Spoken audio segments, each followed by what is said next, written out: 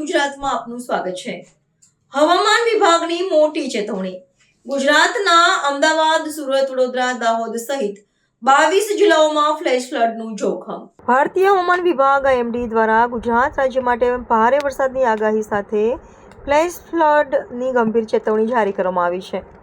આજરોજ સવારે 5:30 સુધી માન્ય રહેનારી આ ચેતવણી મુજબ રાજ્યના અમદાવાદ, સુરત, વડોદરા અને ભાવનગર સહિતના અનેક વિસ્તારોમાં જળબંબાકારની સ્થિતિ સર્જાઈ શકે છે।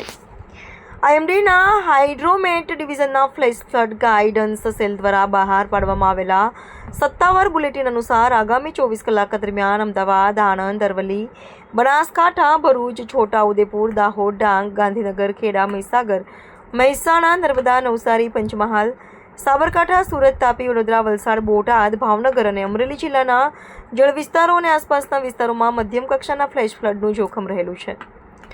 હવામાન વિભાગના જણાવ્યા અનુસાર અપેક્ષિત ભારે વરસાદને કારણે જમીન પાણીથી સંપૂર્ણ સંતૃપ્ત થવાથી અને નીચાણવાળા વિસ્તારોમાં સપાટી પરથી પાણી વહાતી જળબંબાકારની પરિસ્થિતિ ઊભી થઈ શકે છે। આ ઉપરાંત આઈએમડીના અન્ય એક બુલેટિનમાં દર્શાવ્યા મુજબ આગામી 2 દિવસ માટે ગુજરાતના વિવિધ ભાગોમાં રેડ, ઓરેન્જ અને યલો એલર્ટ પણ જાહેર કરવામાં આવ્યા છે, જે દર્શાવે છે કે નાગરિકો અને તંત્રએ અત્યંત સાવચેત રહેવાની જરૂર છે।